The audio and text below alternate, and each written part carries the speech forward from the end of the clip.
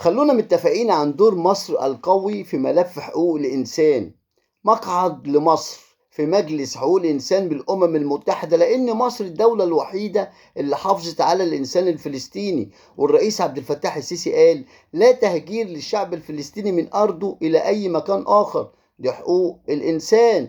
الدولة الوحيدة في العالم اللي كل سجن فيها في مسجد وفي كنيسة هي مصر، دي حقوق الإنسان. الرئيس عبد الفتاح السيسي قالها: نحن نعمل بشرف في زمن عز فيه الشرف.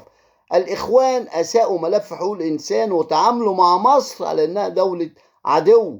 المنظمة الدولية للإخوان بتصرف المليارات عشان توقع مصر، زي ما عملوا مع لبنان وفلسطين وسوريا وليبيا والسودان وغيره. مش هتقدروا على مصر ولا الشعب المصري. أولا ربنا معانا، ومعانا الرئيس عبد الفتاح السيسي والجيش المصري والمخابرات المصرية والأمن الوطني. وتحيا مصر، تحيا مصر، تحيا مصر.